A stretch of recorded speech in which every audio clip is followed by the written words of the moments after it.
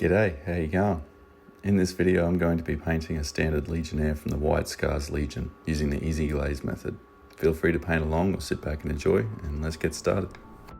The primary base coat for the White Scars is fairly obvious, and any white primer should do fine as long as it's applied smooth and evenly. And straight from there begin the foundational colour of the armour, which will actually be a light grey, and for this I used Ulthuan Grey from Citadel. It's a fairly aged method of painting white armour now using greys, but for the purpose of glazing, I feel you needed that darker tone to help establish a smooth transition to any shades that are going to be implemented later on.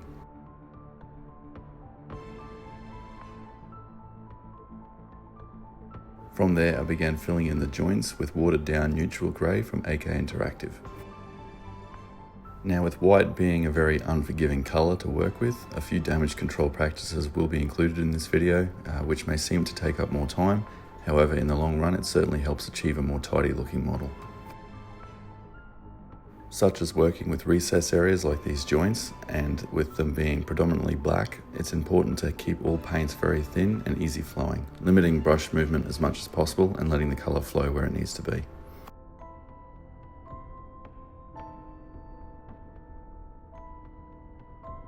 If you'd like the colour a little stronger, just wait for each coat to dry and apply another until you're happy with the result.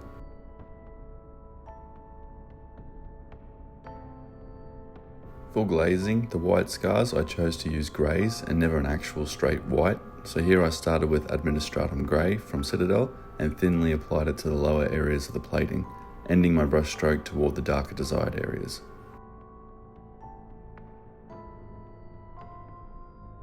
This did take some time as I was being careful not to push the shadows too much for these standard troops. In the cases of more prestige characters, I'd be inclined to go a bit further, but it would be an easy trap to fall into a long project, so for these guys I'd just keep it minimal. 2 to 3 passes is probably where I'd keep it, but have the last pass be mostly at the very bottoms and a bit more prominent. You don't want to lose that concept of the Ulthuan Grey as being the white.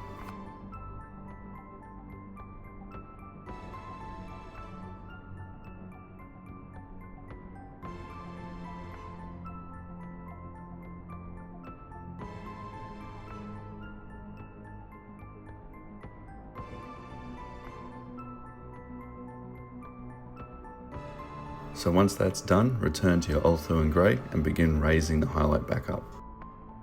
Start by beginning your strokes a little past halfway into the shadow area and ending the brush stroke on the tips of the armour. And repeat this as much as you like. The stronger the finish at the tip, the more vibrant the white will look.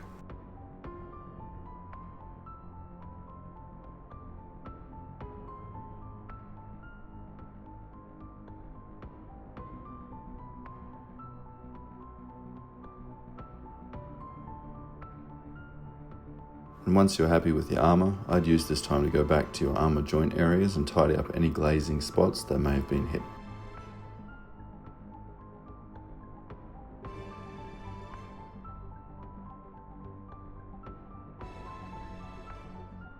For recess shading I used another grey, Eshin Grey from Citadel, and watered it down to a wash before running it into all the recess areas on the white panels, even into some of the deepest areas where I used Administratum Grey.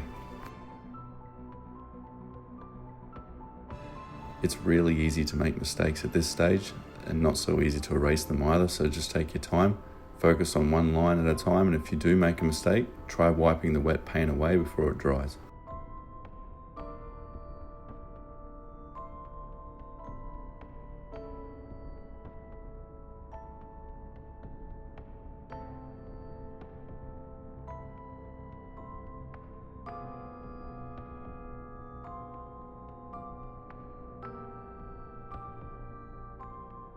Now here's another damage control method. I used neutral grey again and began filling in the areas that were going to be black on the model.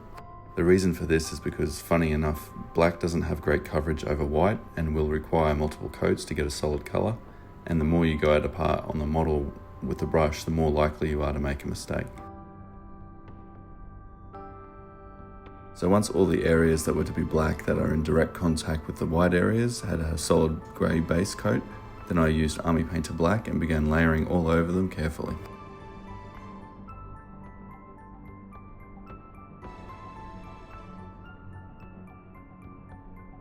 And as you can see on the strapping on the chest, the distinct line between white and black never had to be crossed because there was already a base of grey there.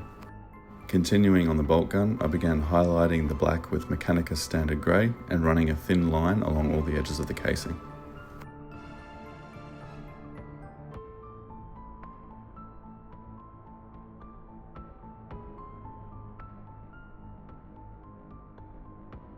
Followed by a selective extreme edge highlight of Administratum Grey.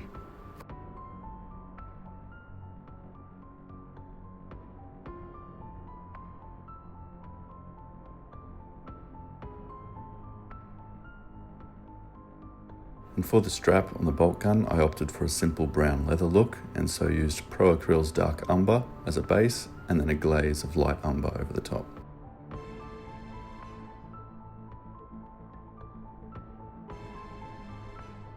I also based the backpack in a batten black to prepare it for the red I chose to have on there to adopt a bit more colour variety into the scheme, before returning to the strapping on the bolt gun with a wash that I used from Pro Acryl called Brown Wash.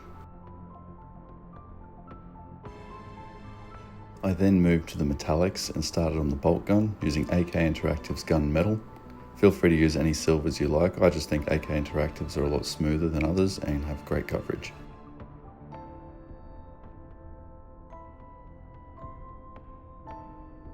I then gave them all a glaze over with Nuln Oil from Citadel, being careful not to get any on the black casing.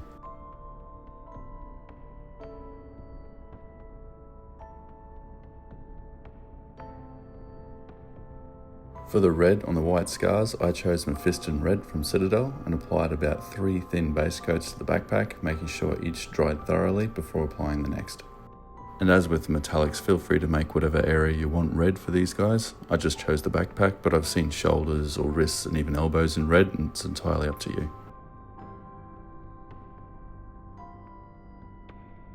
By continuing the glaze method with this series, I began with Corn Red from Citadel and began thinly glazing it into the deeper areas of the panel, gradually building that darker tone with each pass, before re-establishing a Mephiston Red along the edges and highlights of the armour, just to sort of build it up to that bright red again.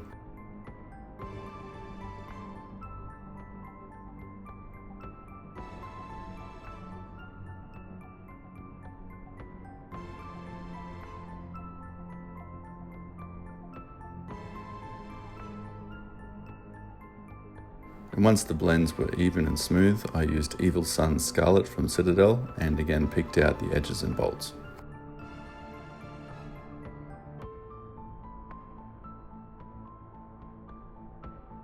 As always, feel free to push the red further if you'd like, but for the standard troops, I felt this was a good area to stop.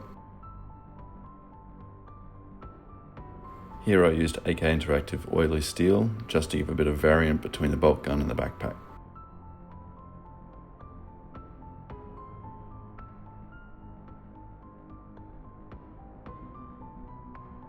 And for the gold on the white scars, I chose a more brassy look, so I used AK Interactive's Rusty Gold and applied it to the vents on the backpack and the studs on the shoulder pad.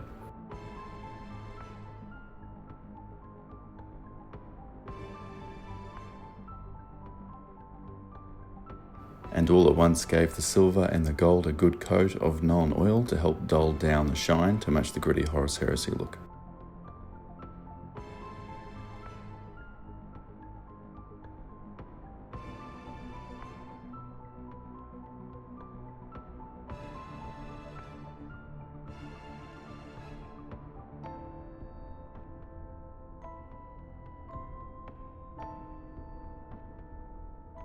Oh, and don't forget these little rubber tubes like I did. Now the tricky bit. I apologise for not the best footage as it was hard to see in front of the camera, but I used Hellspawn Red from 2 thin coats and began a simple design on the helm. Keep paint controlled with less water than normal and avoid lifting the brush, try and complete in one clean sweep.